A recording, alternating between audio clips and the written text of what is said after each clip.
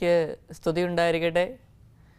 ഈശോമിശിഹായിൽ സ്നേഹം നിറഞ്ഞ goodness T വിയുടെയും goodness YouTube ചാനലിൻ്റെയും മാന്യ പ്രേക്ഷകരെ, കുരിശിൻ്റെ തണലിൽ ഷാഡോ ഓഫ് ദ ക്രോസ് എന്ന വചനപ്രഘോഷണ പരമ്പരയുടെ 22ാമത്തെ എപ്പിസോഡിലേക്ക് ഏവരെയും ഏറ്റവും സ്നേഹത്തോടെ സ്വാഗതം ചെയ്യുന്നു.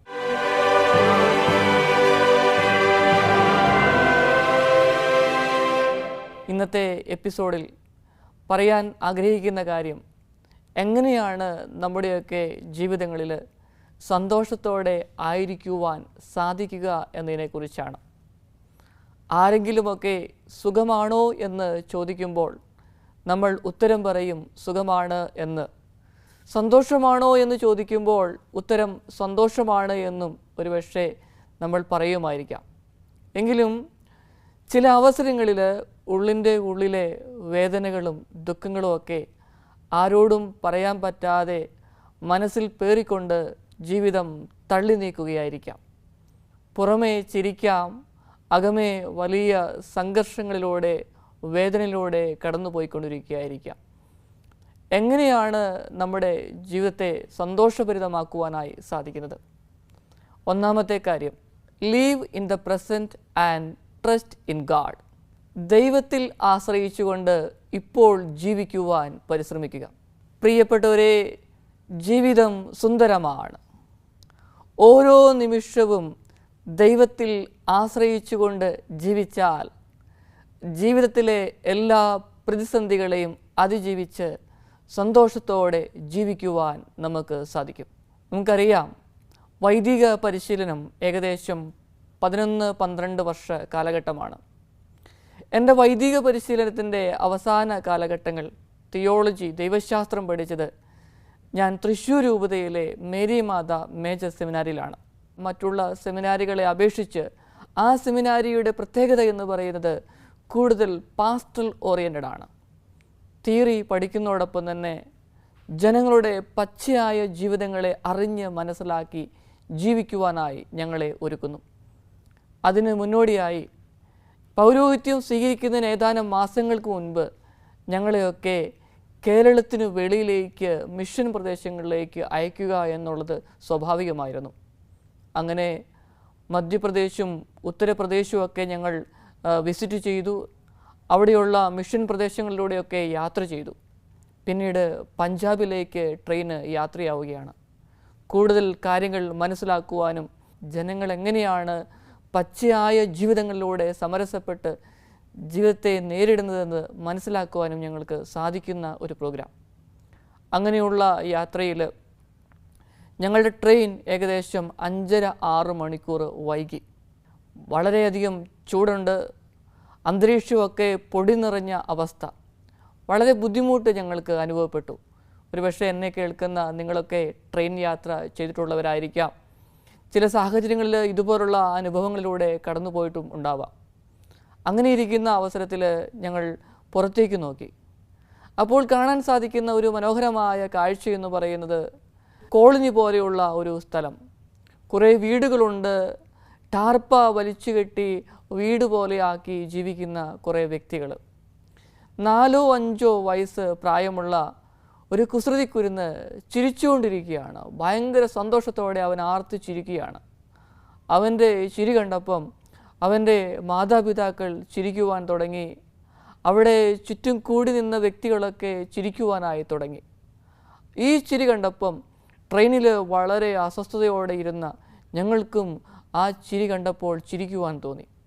സ്നേഹമുള്ളവരെ, ചിരിക്കാനായിട്ട് എന്തുണ്ട് എന്ന് ഒരുപക്ഷെ മാനുഷികമായ ദൃഷ്ടിയിൽ നമ്മൾക്ക് ചോദ്യങ്ങൾ ഉയർത്താം. എന്നാൽ ഈ കുസൃതിക്കുരുന്നിനെ സംബന്ധിച്ചിടത്തോളം അവനെന്തോ കിട്ടിയ ഒരു സംഭവം അതവനെ സന്തോഷത്തിലേക്ക് നയിച്ചു. ഒരു 4-5 വയസ്സ് പ്രായമുള്ള അവൻ്റെ നിഷ്കളങ്കമായ ബാല്യം, ആ ജീവിതത്തിലെ സന്തോഷം, അതെല്ലാം ഓർത്ത് അവൻ ആർത്ത് ചിരിക്കുകയാണ്. അവൻ്റെ സാന്നിധ്യം അവൻ്റെ അപ്പനും അമ്മയ്ക്കും കൂടെയുള്ളവർക്കുമൊക്കെ വലിയ സന്തോഷമായി മാറുന്ന, സർവോപരി ട്രെയിനിൽ ഇങ്ങനെ ലേറ്റായല്ലോ എന്ന് ചിന്തിച്ച് വിഷമിച്ചിരിക്കുന്ന ഞങ്ങൾക്കും വലിയ സന്തോഷം പ്രദാനം ചെയ്തു. സ്നേഹമുള്ളവരെ, മാനുഷികമായ ദൃഷ്ടിയിൽ നമ്മുടെയൊക്കെ ജീവിതത്തിൽ സന്തോഷിക്കുവാൻ എന്തെങ്കിലും വകയുണ്ടോ? ചോദ്യത്തിന് ഉത്തരം ഉണ്ട് എന്നുള്ളത് മാത്രമാണ്. ഞാനും നിങ്ങളുമൊക്കെ ജീവിതത്തെ എങ്ങനെ നോക്കിക്കാണുന്നു എന്നുള്ളതിലാണ് നമ്മുടെ ജീവിതത്തിൻ്റെ സന്തോഷം അടങ്ങിയിരിക്കുന്നത്. പലപ്പോഴും ജീവിക്കുവാൻ ശ്രമിക്കുക. ഇന്നലകളിലും നാളുകളിലും ജീവിക്കുവാനാണ് ഞാനും നിങ്ങളുമൊക്കെ പരിശ്രമിക്കുന്നത്. അങ്ങനെ വന്നു കഴിയുമ്പം ഇന്ന് നമ്മുടെ കയ്യിൽ നിന്ന് ഇല്ലാതാവുന്നു. ഇന്നലകളെക്കുറിച്ചുള്ള കൈപ്പേറിയ അനുഭവങ്ങൾ, നാളെയെക്കുറിച്ചുള്ള ചിന്തകൾ, ഈ കൈപ്പേറിയ അനുഭവങ്ങൾ ഒരു വശത്ത് കിടക്കുന്നു, മറുവശത്ത് നാളെയെക്കുറിച്ചുള്ള ചിന്തകൾ. എങ്ങനെ ജീവിതം സമരസപ്പെട്ട് മുമ്പോട്ട് കൊണ്ടുപോകുവാനായിട്ട് സാധിക്കും?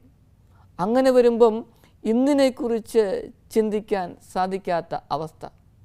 ഇവിടെയാണ് നമ്മളെ തന്നെ നമ്മൾ കണ്ടെത്തേണ്ടത്. വിശുദ്ധ പൗലോസ് അപ്പോസ്തലൻ ഫിലിപ്പിയർക്ക് എഴുതിയ ലേഖനത്തിൽ 4-ാമത്തെ അധ്യായത്തിലെ 14-ാമത്തെ വചനം പറഞ്ഞു വയ്ക്കുന്നത് ഇപ്രകാരമാണ്: നിങ്ങൾ എപ്പോഴും നമ്മുടെ കർത്താവിൽ സന്തോഷിക്കുവിൻ. ഞാൻ നിങ്ങളോട് പറയുന്നു, നിങ്ങൾ എപ്പോഴും നമ്മുടെ കർത്താവിൽ സന്തോഷിക്കുവിനെന്ന്. സ്നേഹമുള്ളവരെ, നമ്മുടെ അഭയം ഈശോയാണ്. ഈശോ അറിയാതെ, നമ്മെ സ്നേഹിക്കുന്ന ദൈവം അറിയാതെ ഒരു കാര്യവും നമ്മുടെയൊക്കെ ജീവിതങ്ങളിൽ നടക്കുന്നില്ല. വിധേയത്തോടെ ദൈവഹിതാനുസരണം ദൈവത്തിന് നമ്മളെ പൂർണ്ണമായി സമർപ്പിച്ചുകൊണ്ട് ജീവിക്കുമ്പോൾ അവിടെയാണ് ദൈവത്തിൻ്റെ സ്നേഹം നമുക്ക് അനുഭവിക്കുവാൻ സാധിക്കുക. നമ്മുടെ ജീവിതത്തിൻ്റെ സന്തോഷം കെടുത്തിക്കളയുന്നത് എന്താണ്? നമ്മൾ കേട്ടുകഴിഞ്ഞു, ഇന്നലകളും നാളുകളും അതിനെക്കുറിച്ചുള്ള ചിന്തകളാണ് നമ്മുടെ ജീവിതത്തിലെ സന്തോഷങ്ങൾ കെടുത്തിക്കളയുന്നത്. സന്തോഷം തരാത്ത ഇന്നലകൾ നമ്മൾക്ക് മറക്കാം. സന്തോഷം തരുന്ന ഇന്നലകളിലെ അനുഭവങ്ങൾ അത് നമുക്ക് ഓർക്കാം. ഒരുപക്ഷെ അത് ഇപ്പോഴത്തെ ജീവിതത്തിന് കൂടുതൽ ഊർജവും ഓജസ്സും പ്രദാനം ചെയ്യും. ജീവിതത്തിൻ്റെ ഒരു വശത്ത് എപ്പോഴും തികട്ടി വരുന്ന ചില കാര്യങ്ങളുണ്ട്.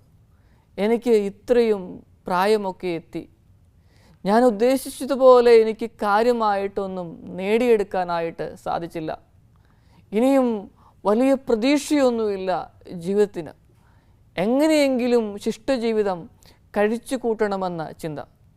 സ്നേഹമുള്ളവരെ, അങ്ങനെയല്ല വേണ്ടത്. മറിച്ച് ഇത്രമാത്രം നമുക്കെത്താൻ സാധിച്ചില്ലേ, പ്രതീക്ഷകൾ പൂവണിയാതെ പഴയ ജീവിത രീതി തന്നെ പിന്തുടർന്ന് അങ്ങനെ മരവിച്ചു പോയ ജീവിതങ്ങൾ എത്രയോ ഉണ്ട്.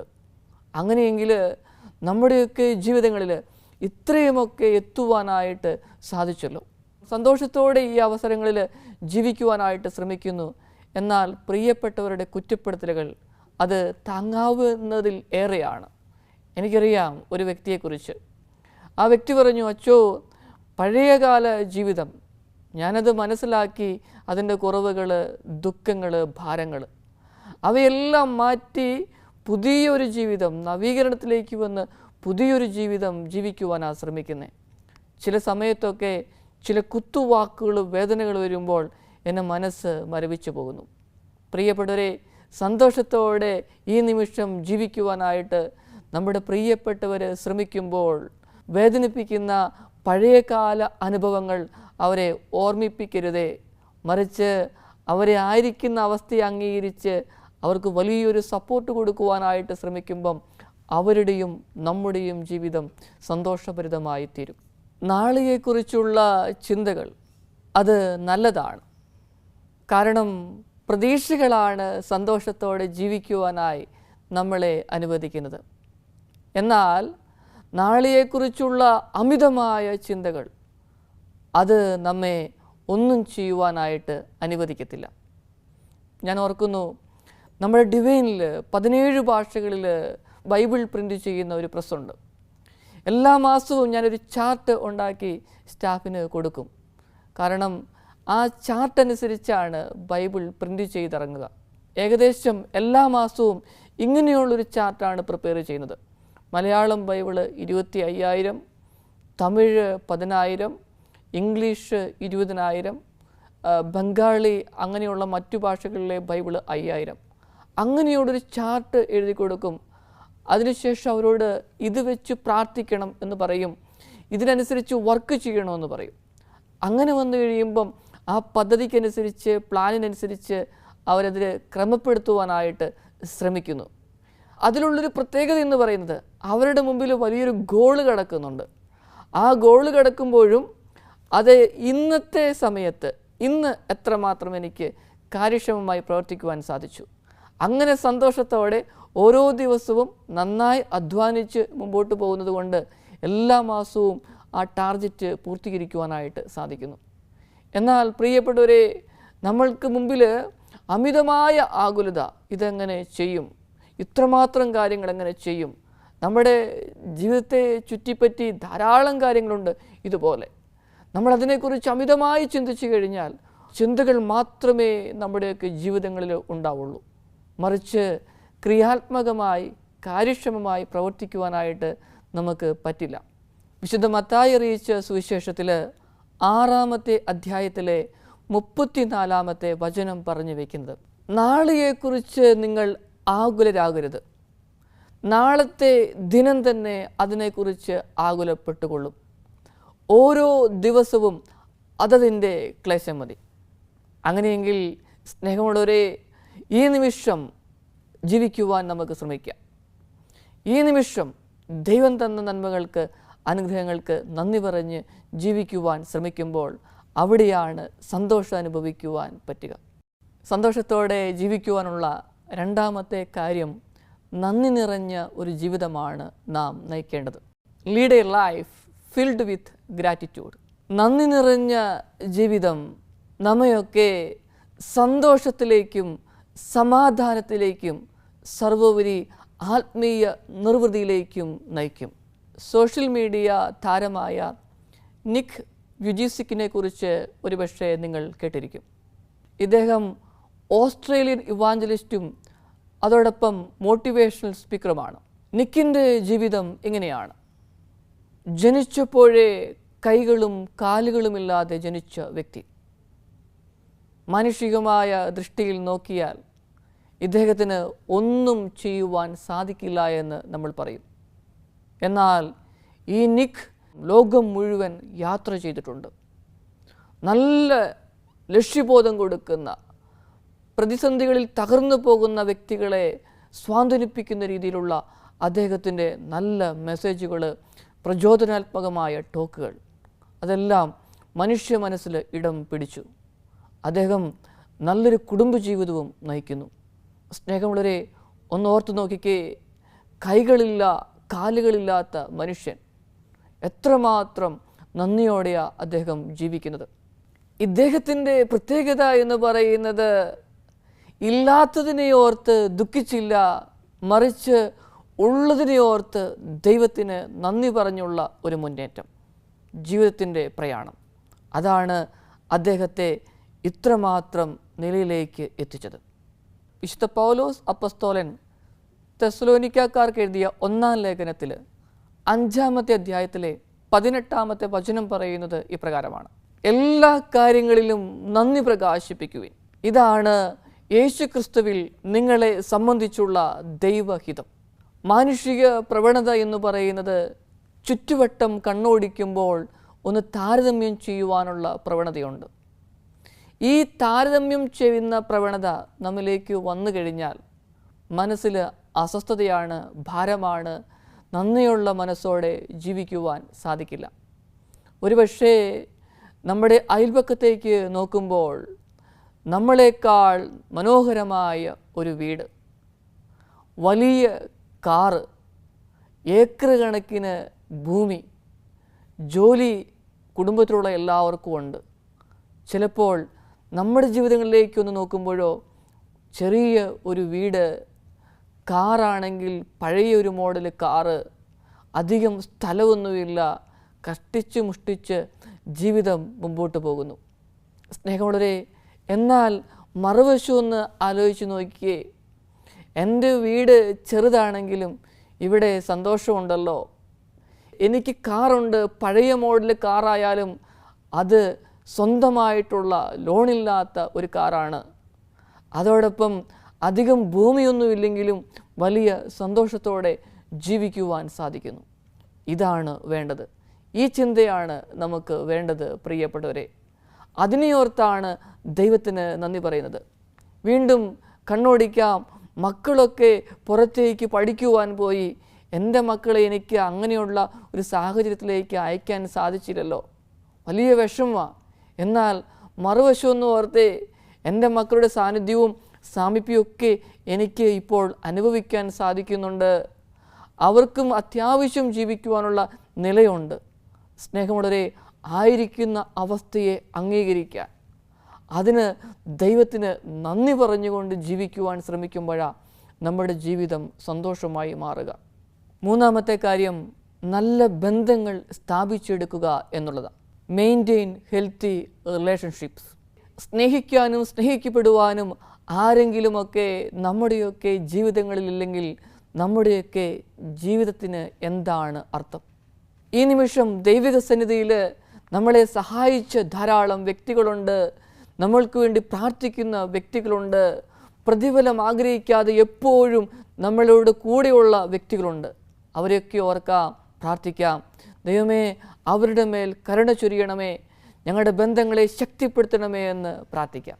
സ്നേഹമുള്ളവരെ, രക്തബന്ധങ്ങളെക്കാൾ കൂടുതലായി ഒരുപക്ഷേ നമ്മുടെ ചുറ്റുവട്ടമുള്ള വ്യക്തികളായിരിക്കാം നമ്മളെ സഹായിക്കുക. അങ്ങനെ വന്നു കഴിയുമ്പം ആഴമേറിയ ഇഴയടുപ്പമുള്ള ബന്ധങ്ങൾ സ്ഥാപിക്കുവാനായിട്ട് നാം ശ്രമിക്കണം. എൻ്റെ ജീവിതത്തിൽ എനിക്ക് വലിയ സന്തോഷമുണ്ട്. ധാരാളം വ്യക്തികൾ, സ്നേഹിക്കാനും സ്നേഹിക്കപ്പെടുവാനും ഒക്കെ ധാരാളം വ്യക്തികളെ ഈശോ എനിക്ക് നൽകി. ഞാൻ ഒരു മകനാണ് ഉള്ളത്. എൻ്റെ അപ്പച്ചനും അമ്മച്ചിയും സന്തോഷത്തോടെ വീട്ടിൽ കഴിയുന്നു. ഈ അവസരത്തിൽ എന്തെങ്കിലുമൊക്കെ ഒരു ആവശ്യം വന്നു കഴിഞ്ഞാൽ എൻ്റെ വീടിനടുത്തുള്ള ഒരു ചേട്ടനുണ്ട്. അദ്ദേഹത്തോട് പറഞ്ഞു കഴിഞ്ഞാൽ അദ്ദേഹം വീട്ടിലെത്തുകയും ആ മാതാപിതാക്കളെ സ്നേഹത്തോടെ കെയർ ചെയ്യുകയും ചെയ്യും. പ്രിയപ്പെട്ടവരെ, ഞാൻ ഓർക്കുകയും ചെയ്യുന്നത്, അങ്ങനെയുള്ള എത്രയോ വ്യക്തിത്വങ്ങൾ നമ്മുടെയൊക്കെ മുമ്പിലുണ്ട്. അങ്ങനെയുള്ള നല്ല ബന്ധങ്ങൾ സ്ഥാപിച്ചെടുക്കുവാനായിട്ട് നമുക്ക് ശ്രമിക്കാം. ദൈവം എപ്പോഴും നമ്മുടെ കൂടെയുണ്ട്.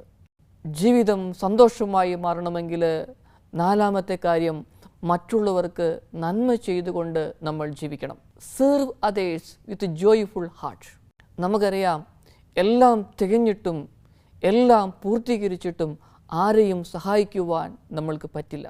എനിക്ക് പരിചയമുള്ള ഒരു സഹോദരിയുണ്ട്. ആ സഹോദരി വീൽ ചെയറിലാണ്, നടക്കാനൊന്നും പറ്റില്ല. പക്ഷേ ഈ സഹോദരി ചെയ്യുന്ന ഒരു കാര്യമുണ്ട്. റീഹാബിലിറ്റേഷൻ സെൻറ്റർ ഈ സഹോദരിനെ പോലെ ജീവിക്കുവാൻ ബുദ്ധിമുട്ടുള്ള സഹോദരങ്ങളുടെ അടുക്കലേക്ക് എത്തും. അവിടെയുള്ളവരും വീൽ ചെയറിൽ ആയിരിക്കുന്നവരാണ്. അവരുടെ അടുക്കലെത്തുകയും വാക്കുകൾ കൊണ്ട് അവരെ ശക്തിപ്പെടുത്തുകയും മനസ്സിന് സന്തോഷം പകർന്നു കൊടുക്കുകയും ചെയ്യുന്ന ഒരു സഹോദരി. ഇനി ഈ റീഹാബിലിറ്റേഷൻ സെൻറ്ററിൽ പല തരത്തിലുള്ള വ്യക്തികളുണ്ട്. പ്രായമുള്ളവരുണ്ട്, അതോടൊപ്പം തന്നെ നന്നേ ചെറുപ്പത്തിൽ, പ്രത്യേകിച്ച് സ്പോർട്സ് താരമായിട്ടുള്ള വ്യക്തികൾ, അവർക്ക് ലോകം മുഴുവൻ യാത്ര ചെയ്യുകയും അങ്ങനെ ആക്റ്റീവായിട്ട് ജീവിക്കണമെന്ന ആഗ്രഹമുള്ള വ്യക്തികൾ, അവരുടെ കളികൾക്കിടയിൽ സംഭവിച്ച പരിക്കുകൾ മൂലം അങ്ങനെ യാത്ര ചെയ്യാതെ വീൽ ചെയറിൽ തന്നെ ആയിരിക്കുന്ന വ്യക്തികളുണ്ട്. അവരുടെയൊക്കെ അടുക്കിലേക്ക് എത്തി ആ സ്നേഹത്തോടെ സംസാരിക്കുകയും മനസ്സിനെ ശക്തിപ്പെടുത്തുകയും ചെയ്യുന്ന വ്യക്തികൾ. സ്നേഹമുള്ളവരെ, മറ്റുള്ളവർക്ക് വേണ്ടി ജീവിതം മാറ്റിവെക്കുമ്പോൾ അവിടെയാണ് ജീവിതം സുന്ദരമായി മാറുക. പരിശുദ്ധ അമ്മയുടെ ജീവിതം നമുക്കറിയാം. എലീശ പുണ്യവതി ഗർഭിണിയായ വിവരം കേട്ടപ്പോൾ യൂദയായുടെ മലമ്പ്രദേശത്തൂടെ യാത്ര ചെയ്ത് ആ പുണ്യവതിയുടെ അടുക്കലെത്തുകയും ശുശ്രൂഷിക്കുകയും ചെയ്യുന്ന ആ മനോഭാവം, മറ്റുള്ളവർക്ക് ഒരുപാട് കാര്യങ്ങൾ ചെയ്തു കൊടുക്കുമ്പോൾ നമുക്ക് നമ്മുടെ ജീവിതങ്ങളിൽ സന്തോഷം അനുഭവിക്കുവാനായിട്ടാണ് സാധിക്കുക. പ്രകൃതിയിലേക്ക് നോക്കിയാൽ നമുക്കറിയാം, കാർമേഘം വർഷിക്കുന്നത്, നദികൾ ഒഴുകുന്നത്, വൃക്ഷങ്ങൾ പൂത്തുലയുന്നത്, ജന്തുക്കൾ നറുമ്പാൽ ചുരത്തുന്നത് ഒന്നും തങ്ങൾക്ക് വേണ്ടിയിട്ടല്ല, മറ്റുള്ളവർക്ക് വേണ്ടിയിട്ടാണ്. അങ്ങനെയെങ്കിൽ സ്നേഹമുള്ളവരെ, നമുക്ക് വലിയൊരു പാരമ്പര്യമുണ്ട് മറ്റുള്ളവരെ സഹായിക്കാനും സ്നേഹിക്കുവാനുമുള്ള കഴിവ്. 2018 വെള്ളപ്പൊക്കം, കഴിഞ്ഞ വർഷം ചൂരൽമലയിലുണ്ടായ അപകടങ്ങൾ, അവിടെയെല്ലാം നമ്മുടെയൊക്കെ സ്നേഹവും സാന്നിധ്യവും എല്ലാം നമ്മൾ പ്രകടിപ്പിച്ചു. അങ്ങനെയെങ്കിൽ നമ്മൾ ആവശ്യമുള്ള വ്യക്തികളുടെ ഇടയിലേക്ക് ഇറങ്ങിച്ചെന്ന് അവരെ സഹായിക്കുമ്പോൾ അവരും ജീവനിലേക്ക് വരുമ്പോൾ അത് കാണുമ്പം നമ്മുടെയൊക്കെ മനസ്സിന് വലിയ സന്തോഷമാണ്, കുളിർമയാണ്. സന്തോഷത്തോടെ ആയിരിക്കണമെങ്കിൽ നമുക്ക് മറ്റുള്ളവരെ സഹായിക്കാനായിട്ട് അവരുടെ ജീവിതങ്ങളിലേക്ക് ജീവിക്കുന്ന മാലാഖമാരായി കടന്നു ചെല്ലാൻ സാധിച്ചാൽ അവിടെയാണ് ജീവിതം സുന്ദരമായി മാറുക. സ്നേഹമുള്ളവരെ, നമ്മുടെ എല്ലാ പ്രാർത്ഥനകളും ഈ നിമിഷം ഈശോയുടെ കരങ്ങളിലേക്ക് കൊടുക്കാം. ഈശോയെ, ഞങ്ങളുടെ ജീവിതം സന്തോഷം നിറഞ്ഞതാണ്, നന്ദി പറയുന്നു. എന്നാൽ മറുവശത്ത് ഇന്നലെകളെക്കുറിച്ചുള്ള ചിന്തകളും നാളെയെക്കുറിച്ചുള്ള ചിന്തകളും ഞങ്ങളെ വേദനിപ്പിക്കുന്നു. നാഥ, ഏറ്റെടുക്കണമേ. മറ്റുള്ളവരെ സഹായിക്കാൻ, സ്നേഹിക്കാൻ, അവരിലേക്ക് ഇറങ്ങിച്ചെല്ലുവാൻ ഞങ്ങളെ സഹായിക്കണമേ. ഞങ്ങളുടെ ഈ ചെറിയ ജീവിതം ഈ ഭൂമിയിൽ എത്ര നാൾ ജീവിക്കുമെന്ന് ഞങ്ങൾക്കറിയില്ല. ആ ജീവിതം സന്തോഷത്തോടെ ജീവിക്കുവാൻ, ചുറ്റുമുള്ളവർക്ക് വലിയൊരു പ്രകാശം പകർന്നു കൊടുക്കുവാൻ ഞങ്ങളെ സഹായിക്കണമേ. പിതാവിൻ്റെയും പുത്രൻ്റെയും പരിശുദ്ധാത്മാവിൻ്റെയും നാമത്തിൽ ആമേൻ.